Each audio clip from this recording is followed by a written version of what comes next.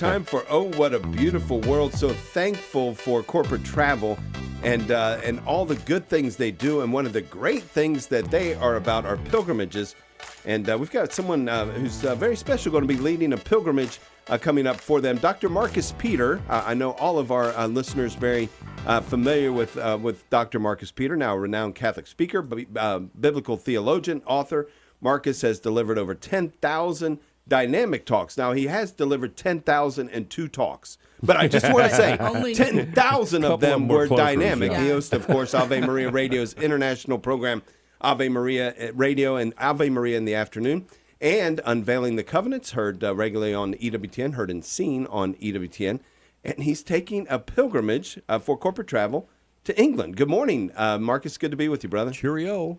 Hello. Good morning, my friends. How are all of you? We are doing just fine, I think. Right, guys? We're all sitting up straight now, That's Marcus, right. because it's your program in the afternoon is a little bit different than our morning show.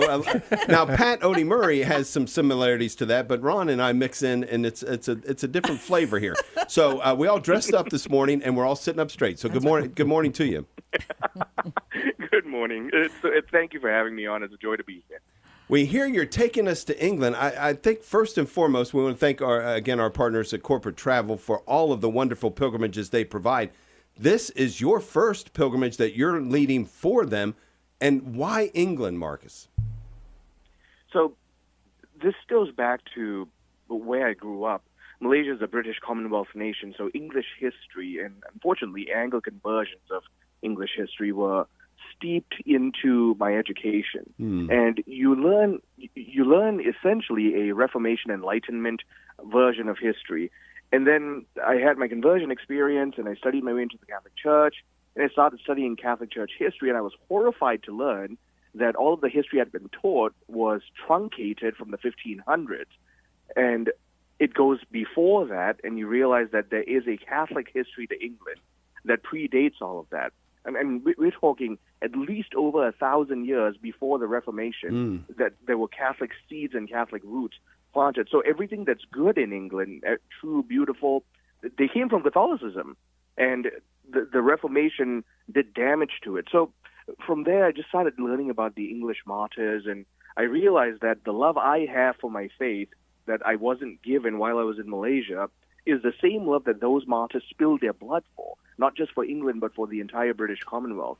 And because of that, England's just always been near and dear to my heart. And even as I'm pursuing my second doctorate right now in England, the heritage of what Catholicism did to preserve the faith from the central area of England, Rome, the area of Europe, but then across the West, that I believe is something that we as Catholics have to reclaim, because Europe, the world, they're all crumbling right now. We're in a post-Christian era, and I believe that if we as Catholics can reclaim the Catholic history of, in this case, England, we can spark a new cultural revival where the gospel of Jesus Christ can be re-evangelized into the culture, and souls can really start walking forward to salvation. That's why England. Like, what are you thinking that, can you give us, do you have the details a little bit? What will you be stopping at? What would you be looking at? What will you be talking about on this? Sure. So we're going to begin in Twickenham, London. St. Mary's University, and the stop at Twickenham is the ideal starting point. St. Mary's University was persecuted during the Protestant Reformation, but they were stalwart defenders of Catholic education, and during the time of the persecution, they continued teaching educators from a Catholic perspective, and that continued to hold on to the Catholic tradition and culture. So that's why we're beginning in St. Mary's in Twickenham. Okay. And then after that, we go on to London. We look at places like the Tower of London, Tower Hill, Tyburn Convent. We'll go to Mass there and see the relics of the English martyrs. We'll go to Charterhouse Square. And then we'll go to Westminster Cathedral. Many people don't know this, but that's the seat of Catholicism in England. And the architecture still screams everything beautiful about the Catholic faith. And we'll go to St. Martin in the Field, around that area in London, Westminster Abbey. We'll join them for what they call evensong, which is effectively Lord at Vespers. Okay. And then on one of the other days, we go to the Brompton Oratory, which is close to where Newman was. Blackfriars, where not just Newman, but also the Oxford cohort, all of them were involved in the Black. And so I say the Oxford cohort. Right. There's this thing called the Oxford Forum. Today, it's a discussion place of ideas, and you can look up videos of them. They continue to have these dialogues. Many people don't realize that it started with Catholics trying to inject reason into the culture in a culture that was dying of reason. Oxford is a Catholic university. Right. Oxford and Cambridge both were founded by Catholic heritage. So then we'll have Mass. One of the days we'll go to Oxford itself, have Mass at Oxford Oratory, and take a look at Magdalen College, where Tolkien and Lewis were both involved. And Wow.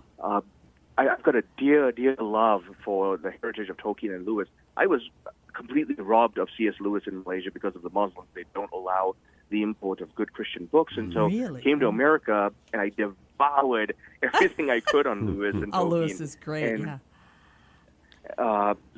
And then we'll go to Birmingham Oratory, where Newman used to celebrate Mass. Oh, yeah. And then we return to Oxford, and then from there we fly off to the U.S. And Marcus, I want to cover this a couple of times. You've got a webinar that's coming up. Tell us about that for people to find out more information and get signed up for the pilgrimage. Oh, yes, thank you very much. It's very important. Tonight, 7 p.m. Eastern, everyone who's listening can go on avemariaradio.net, and the first slider that shows up, if you click it, it'll take you to a registration for the info night, the webinar. And you'll get a link. It's a Microsoft Teams link that allows you to log on at 7 p.m. today. And Billy Kangas, my partner on this pilgrimage, he and I will be talking about why England, what's good, what's true, what's beautiful about England. So by all means, please join us. AveMariaRadio.net to get more information. Be a part of that webinar tonight. Even if there's just an inkling that you might be interested, get that information. I can't even begin to imagine how beneficial this is to the Catholics in England right now to see our groups coming in to discover more as we're seeing an awakening there in the Catholic faith. So thank you for doing this, Marcus. Yeah, greatly needed. And don't forget, tune in this afternoon. It's Ave Maria in the afternoon. Glad, Thank you, Dr. Marcus Peter. Take care, Marcus. AveMariaRadio.net. Get signed up for that webinar and make your way to England as Marcus Peter leads that pilgrimage. Yeah, great stuff.